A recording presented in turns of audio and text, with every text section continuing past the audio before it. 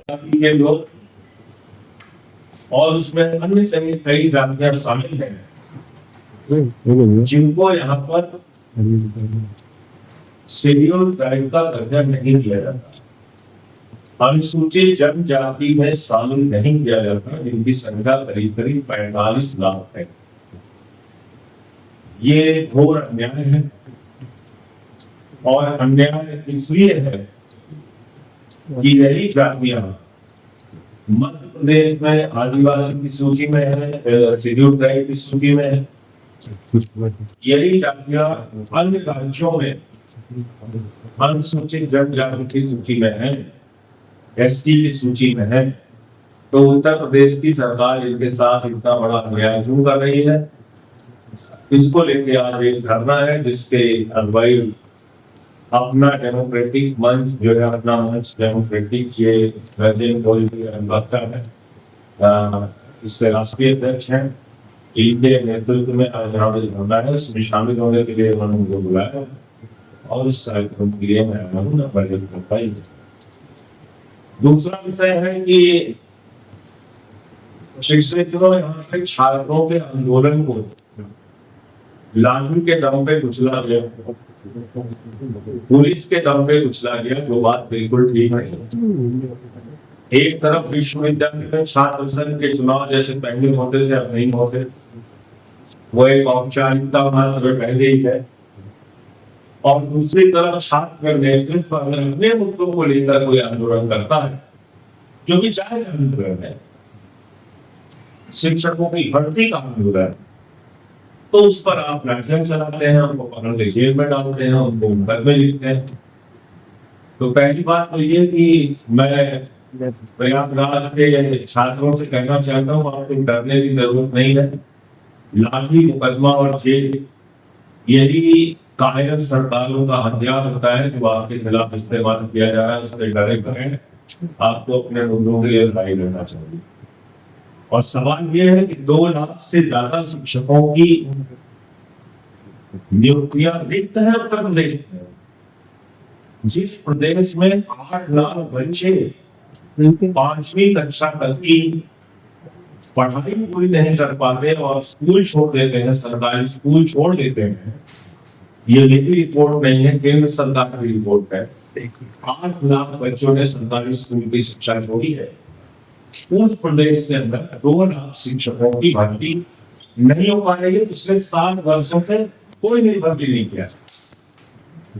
तो ये बड़ा निर्णय है छात्रों के साथ भी, जो प्राइमरी स्कूल में, बेसिक स्कूल में पढ़ते हैं, और नौजवानों के साथ भी जो बेरोजगार है उसके धक्के खाते हैं।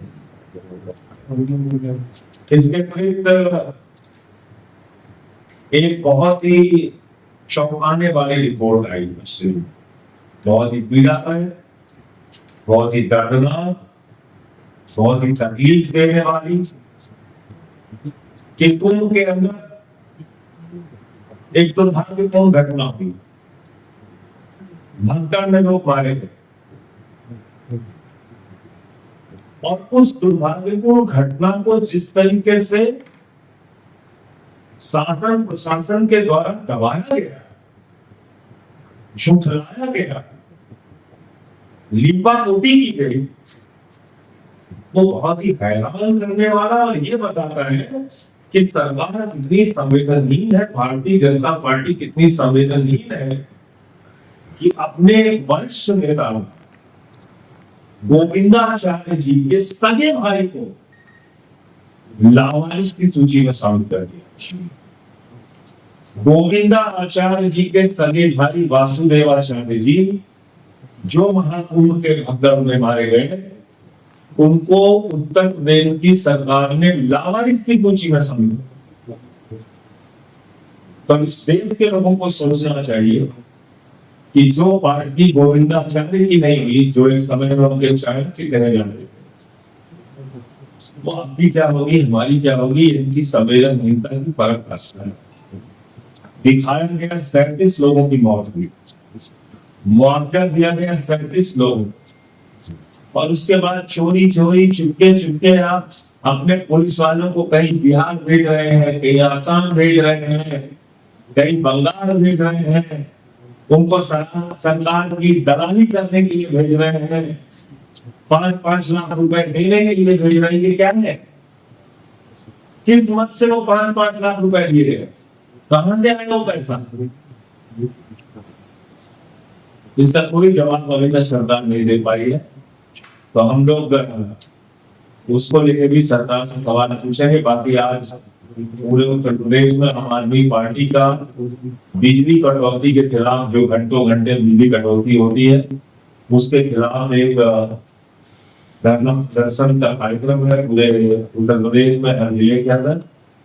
और एक तरफ बिजली का दाम, जो मैं आज अखबार में देख रहा था, पता नहीं इसमें कितनी सच्चाई है, 13 रुपए यूनिट होने जा रहा। अब अगर यह हालत है तो यूपी में गरीब आदमी का क्या हाल होगा समझा जा सकता है। 13 रुपए यूनिट बिजली यूपी के अंदर होने जा रही।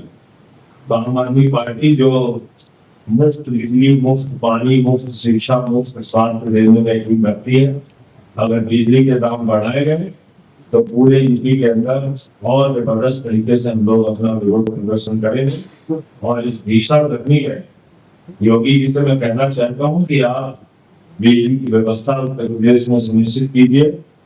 खाली बड़ी बड़ी बातें करने से काम नहीं चलेगा। मुझे इतनी बात मिली थी, आपका कोई प्रेस कॉन्फ्रेंस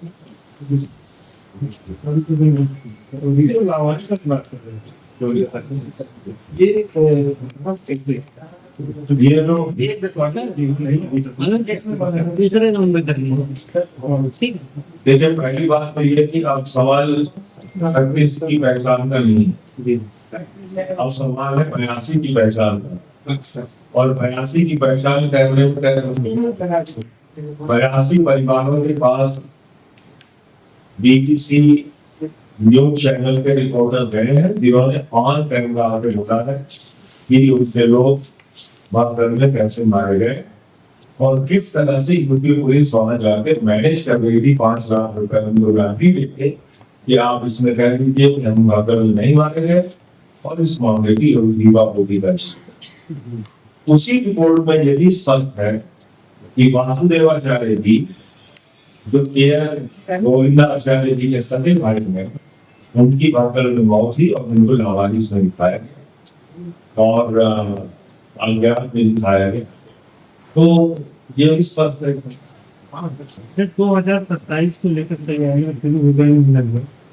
और आम आदमी पार्टी कहाँ पर थी, क्योंकि यूपी वो सुबह है, यूपी दिल्ली का नाम से देखिए, आम आदमी पार्टी अपनी पहली तैयारी संकल्प शिविर, संगठन निर्माण, इन कामों से जनता के लिए आंदोलन और सेवा के कार्य हर महीने 2 कार्यक्रम दे रहे हैं, अलग अलग मुद्दों पे आंदोलन के।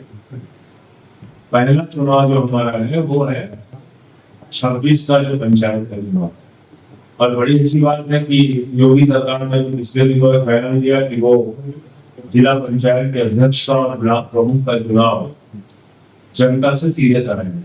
तो हम इसका स्वागत करते हैं।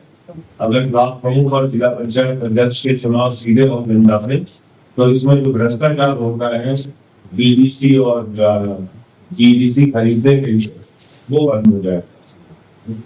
तो हम अपने काम में लगे हैं, लेकिन इसके साथ साथ ये भी सच्चाई है कि जाति धर्म की राजनीति में उसमें मुझे झगड़ा हुआ है।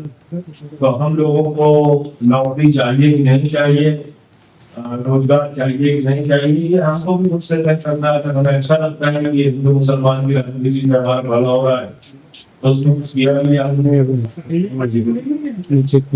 अभी हमारा जो केंद्रीय नेतृत्व है उसके बारे में मैंने देखा। आज की तारीख में हम पंचायत के चुनाव पर फोकस कर रहे हैं, गाँव में संगठन निर्माण में लगे हुए हैं।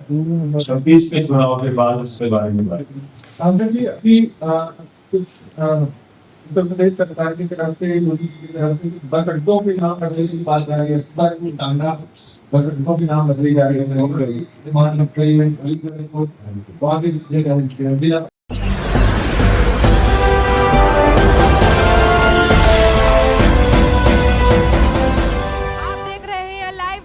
99 राष्ट्र सबसे पहले।